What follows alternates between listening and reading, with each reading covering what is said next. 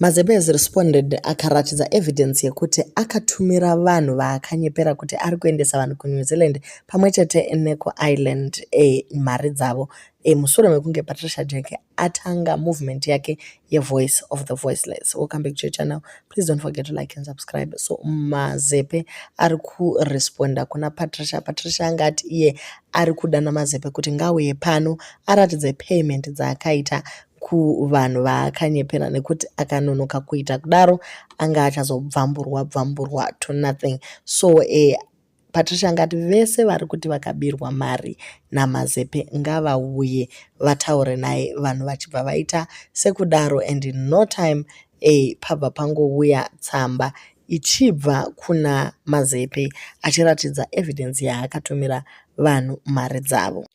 Aexplaina akati kuvanhu vese vaifunga zvavo kuti vari kubirwa vakabirwa, isu taibatsirana.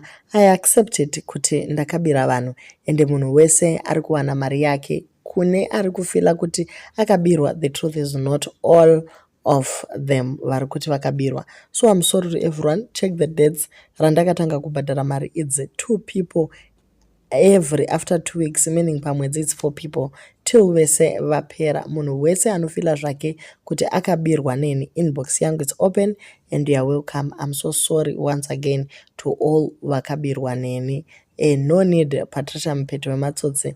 Thank you so much. Nepost yamaisa kana mafunga okufarira downfall yangu, my sister, may God bless you for that. I don't have a problem newe and I am not going kurwa nemisisi, asi Mwari ane matongero ake.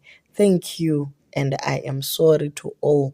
Mari muri kubhadharwa mese ndakakanganisa at Patricia Jack. So abva auya same time yangobviwa uko kuposti yacho ichiti ndinokupeta ndobva angomanya kubhadhara mari. Vana Mazepe vanhu vari right, vanototya zvekudaro, asi pane vamwe vatotora 3, 4, 5 years vachirega kubhadhara mari yezvikwereti zvevanhu.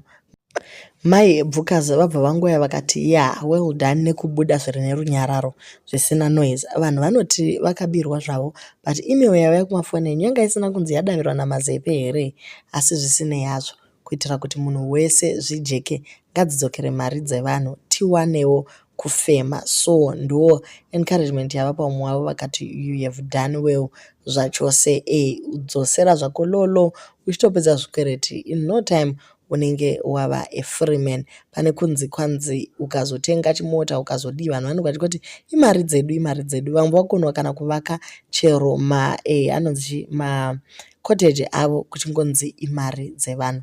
Vedweka ameno zviri kuitika kuna Patricia Jack, but zvinenge zviri kushanda.